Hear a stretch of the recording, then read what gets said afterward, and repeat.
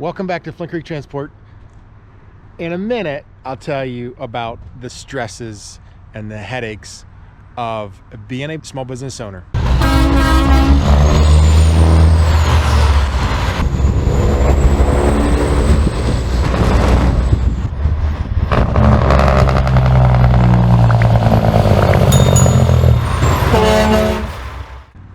First off, I want to show you this truck.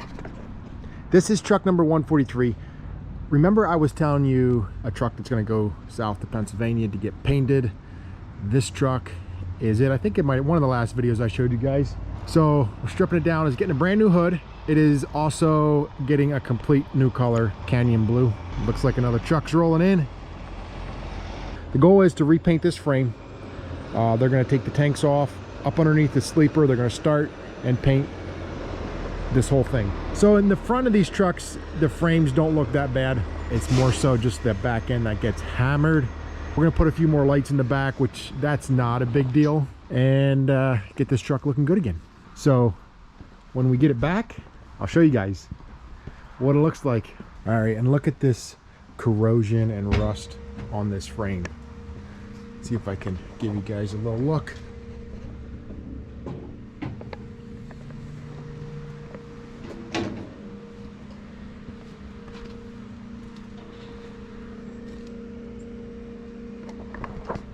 That is one of the challenges here in upstate New York. I wish so bad we didn't have to worry about the salt and the corrosion on these truck frames, but unfortunately here in upstate New York we have to. It's a pain. Like truck number 150, that gray truck that came in, that glider had about almost 500,000 miles on, and it was in Georgia most of its life in the south, and the thing was spotless underneath. All right, enough with the rants. Let's get on to some of my headaches.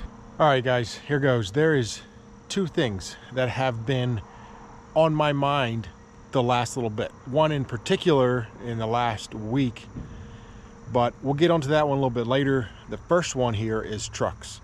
So I have to think ahead. I have an expense budget for 2022. I don't have the final number of what that is going to be for 22, but I kind of have an idea of where we're going to be for capital expenditures for 2022. And one of my things that I need to get replaced or do something with are these two trucks and that truck over there. These are 2019 Kenworths, 500 Cummins, 13 speed, 8-bag suspension. I mean, they're spec perfect. My stress is when I go to sell this truck, I'm going to get maybe $75,000 to $85,000 for these trucks, with about 400,000 miles on.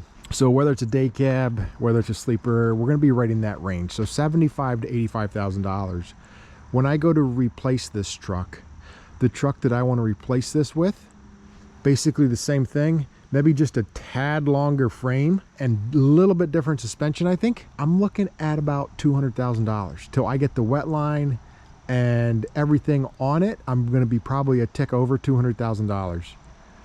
And again, in 4 years or 5 years, when I go to replace that $200,000 truck, it's probably only going to be worth maybe 95 or 100, because the value of the trucks, everything is going up, right?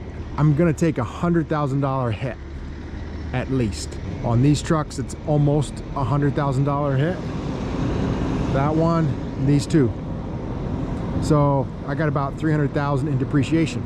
Some companies need depreciation, and we need depreciation, but we don't need that much depreciation that fast, because we have a lot of other things to buy. We're a growing company, so like on our stone side of our company, Sense & Legs Landscape Supply, we need depreciation, but we can't buy enough equipment in a year in reality for that company, because basically what we need for that company equipment wise is forklifts and wheel loaders, and they're not that expensive. You know, pickups, forklifts, wheel loaders, and you just, you know, you'd have to be replacing them every year. You still couldn't get enough depreciation. These big semi trucks, you get a lot of depreciation really fast. Like I said, Flint Creek is a growing company, so we're always adding, and we've also been updating some of our equipment. So I have trailers to buy. These are walk-in floors. I could use more walk-in floors. I could definitely update a dump trailer, which I'm working on, a dump trailer, tank trailer, you know, some of those things. I have other things I can update and I can replace, I can change out. The problem is, if I get a new truck, I'm gonna have to wait till June of next year till that truck comes in. So midsummer next year for that new truck to come in, which we can do. We could replace all three of them with new trucks. It's gonna cost me maybe about $400,000 for that. Like I was saying, I don't really need that depreciation. So I got two options. Option one is go ahead and replace all those three trucks with three more new ones. My outlay is gonna be about $400,000 because it's gonna be, I'm guessing about 120 to 130 per truck to update it. And those trucks would come in, you know, midsummer. Second option would be is to sell those trucks and replace them with gliders, which is what I'm really tempted to do. I just don't know what truck is available at the time next summer. So I know there's a demand for trucks. And right now, even if I want a build slot for next year, I'm gonna probably struggle to get one in June or July. And the last I was talking with the dealer, he said there's not many build slots left. At least they don't have many build slots left. So it's gonna be a struggle to get brand new ones in. These new trucks, I don't really gain a lot in fuel mileage. They're not any better performing. They're actually worse performing on average. I gotta add DEF fluid, you know, I figure all that in. So I got two options, is replace them for gliders. With that option, on the back of my mind, I'm thinking, what's gonna happen to New York State? Are we gonna get some type of crazy law where we can't get registration for these trucks? That's what I'm a little bit worried about, is are they gonna say, well, you know what, if you don't have an emission motor truck, you can't run, kind of like what California did. I'm a little worried. What's gonna happen? It's just stuff that makes you wake up at night and stresses you out a little bit. So give me some options, guys. Help me out. Do I replace those trucks with gliders? You know, I was thinking about actually keeping one of them, the middle truck, kind of hanging on to that one a little bit longer just to see what it will do. I don't know, but definitely at least two of them I would replace. The cool thing is, if I would switch them over to glider trucks, like I said, I get about 75 to 85 for those trucks, and a glider day cab would probably run me right around 110 to 130 for a decent day cab glider. It just depends what's out there, what's available.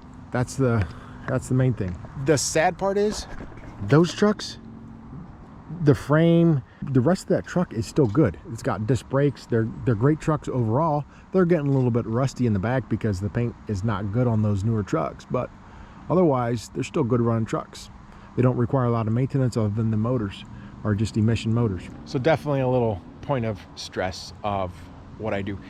And I can't wait much longer if I want to get brand new trucks in, because the slots for the build dates for these new W900s, they're almost taken up for next year. And I was also reading Peterbilt is almost booked out for the year.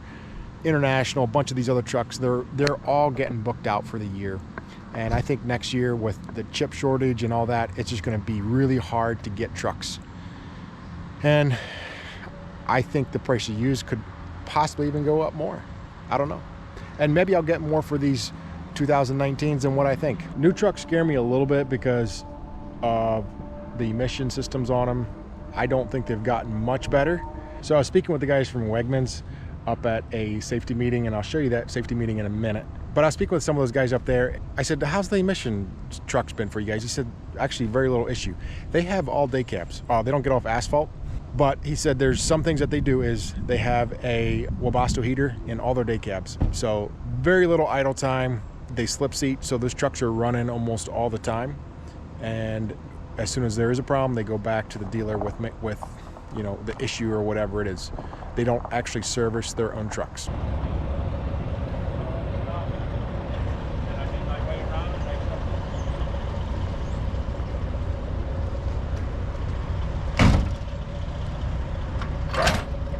Thought that was interesting. I mean, as far as mileage, I think he said they were getting up to close to 1 million miles on some of their trucks, and they haven't had a lot of issues. But there's some new interesting tech coming down the pipeline, because they got CNG powered trucks. CNG, let me get this straight. The CNG powering a generator which makes electric, so it would be in a hybrid truck, so a hybrid, electric truck.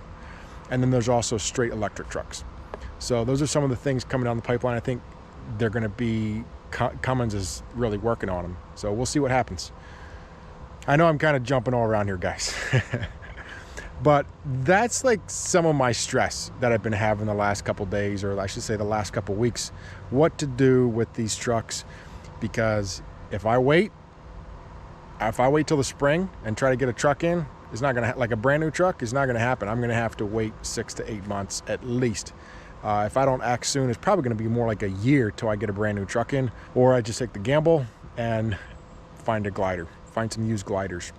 So one of my stresses, 2, we run about 2 million miles a year, and safety is always one of my stresses. So you think about all the miles all the time, and we have been very, very blessed.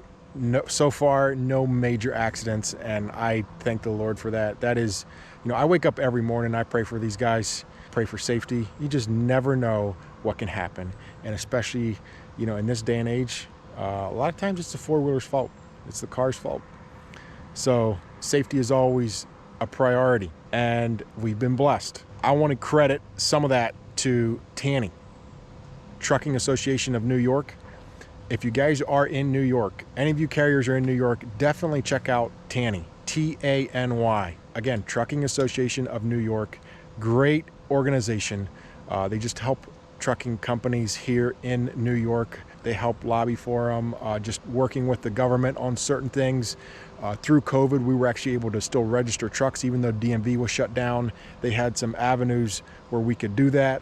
We had some equipment coming in and it worked out great. They have a lot of safety training.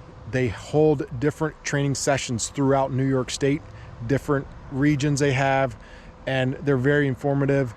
So I was just at a meeting this past week and I put a little clip of that in, and it was a safety meeting up at Leonard's Express.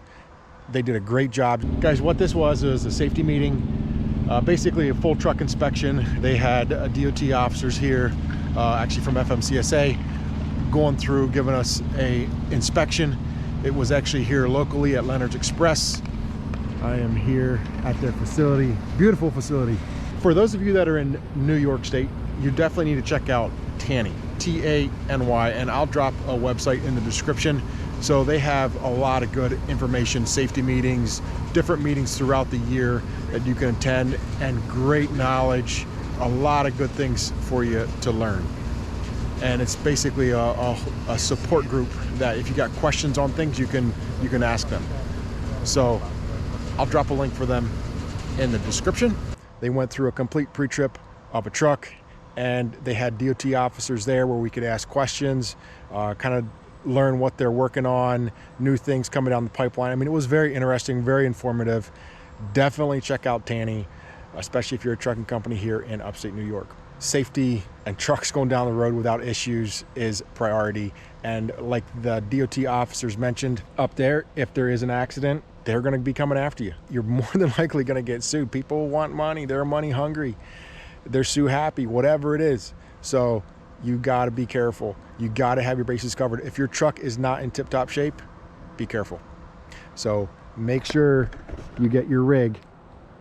Everything is right. The first thing, if you ever get in a major accident, the first thing they're going to do is check your truck over with a fine-tooth comb. And the best thing you can do is have that thing legit. You get into a bad accident and the cause of the problem, they find a breakout of adjustment or a tire low or anything goofy, they're going to nail you. So that's 2 things that are kind of stressing. I have another one. This is one of my third stresses. I'm not blaming it on the tank. I'm just blaming it more so on prices overall. This is actually a Mack tank. I have a new tank, a Polar tank ordered. I think they're built in Minnesota or somewhere out that way. I'm working with a local company on it and got the order in, put the money down and everything. I get an email this past week that there's a price increase. They regret to inform me that there's a price increase. Not just a small price increase, $7,300 plus FET. That's not nice. That is not nice. And they're giving me the option to cancel the order or to continue on with the order. So I got a choice. Do I cancel the order or do I continue? What's really frustrating right now is I'm not just seeing it in tanks. I'm seeing it in everything. All right. The price of new trucks, when we bought those 3 new ones back in June of 2018, those trucks were between $150,000 and $160,000. Now those new exact same truck, $190,000, and it doesn't stop there. So it just depends what you want. The more you want, the more you pay. So that's a Kenworth. Peterbilts are like $200, $210. It's crazy. Just in the matter of a last month and a half, the prices have went up. I think I put a video out recently about Peterbilt versus Kenworth pricing. Well, I went over that pricing, but since then, the prices went up again. And when you order a truck, you could very well get more price increases. And it's frustrating because you kind of have it baked into your budget. You think, okay, here's what this is going to cost me, and all of a sudden you got to add another $10,000. What I'm worried about is if I keep this tank on order, I already have, you know, 7,300 plus FET. Well, there could easily be another price increase. Everything is so volatile right now. So whether I order, you know, a tank, a dump trailer, walking floor, whatever it is, everything is volatile and it's frustrating. And it's not just tanks, not just trailers, it's trucks, it's tires. I see, you know, coming across my desk all the time, there's price increases for this. And some of these things, especially things that you need every day, like tires, you can't even get. It's really hard to get. We have some Michelin tires on order that it's like, we don't know when we're gonna get them. Like they say it could be, they don't even have a time frame of when they're gonna produce these tires, but it could be a couple months, it could be 6 months. They don't even know. I kind of went over with our shop guy just the other day, our tire situation, and we'll be fine for quite a long time, but we're gonna be using some recaps, and you know, we have a couple sets of virgins, but it's still, it's price increases when you go to buy new, and sometimes it's not even available. Same way with like all equipment is, if you don't keep that order in, you could lose it and you might not be able to get a tank for a long time. I don't know how far these are booked out, but I know when I put the order in, like it's scheduled for February, March timeframe, and that I ordered it several months ago. So that's at least a 6 month, 7 month, 8 month maybe lead time. And the lead time isn't just because they have high demand. The lead time is also because they can't always get the parts that they need to produce the trailers. Just like in pickups and vehicles right now, they don't have the chips. There is certain components that they don't have that they can't finish the vehicle. So my frustration, it's tough. The stresses, the joys of being an owner. And I know you owner operators, like, it's not easy. Whether you own 1 truck, whether you own 10 trucks, 30 trucks, whatever it is, it's tough. It's a challenge. My boy always tells me, he's like, Dad, you don't do nothing. You just work in your office. Like, you don't do anything. And he's out sweating, changing tires or whatever he's doing. And, you know, it's these kind of things that, you know, stress me out. These kind of things. And my mind is always going. There's a lot of different things that I do, but this is just, you know, one part of the equation of one part of what I do is bring in equipment. And it's frustrating when you try to plan for something or you just don't know. Things are booked out too far. There's so many things up in the air. You can't really nail anything down, and it's really hard till you have the equipment at your place or till you have it at the dealership and can go pick it up. You just don't know what the price is going to be. I have some trucks coming in, some smaller pickups coming in, and it's like the dealers, I don't know. It could come in a month, it could come in 3 months, it could come in 6 months. And they're at the mercy of the manufacturer. It's frustrating. One thing for sure, guys, is our goal is to always maintain and take care of the equipment that we got. I do plan on selling some trucks. There's, I think, 1 or 2 trucks we're gonna let go because I have truck 144 that's back in the fleet. This truck is going back, and there's another blue truck that we're gonna be selling, an older one. I'll let you know when we sell that. But trucks like this, you know, some of these trucks, we're just gonna have to do well on maintaining them and keeping them going. decisions are always easy when you don't have to take the blame for them if they don't go right, but these are decisions that can make a world of difference, you know. And I look at, you know, 1 year, 2 years, 3 years, 5 years down the road, you know, where I want to be, you know, what I start replacing, you know, things like that. And it's so hard. What's going to happen to motors? You know, is electric coming down the pipeline? You know, do we wait, keep our older trucks, and then invest into electric? I don't know. There's so many things up in the air. You just don't know. One thing for sure is America's changing, and is it for the better? I don't know. Most important is being able to adapt and to change kind of with these changes, with whatever's coming down the pipeline, being open-minded to some of these things that come, because it's not easy, and I don't like some of the changes that are coming. I wish we could just stick with some of these things that have been working, but change is inevitable. Change is coming. You got to be able to adapt and go with the flow. All right, guys, thanks for watching. Let me know your thoughts, comments. Don't forget to subscribe to the channel. We'll see you in the next one. Peace out.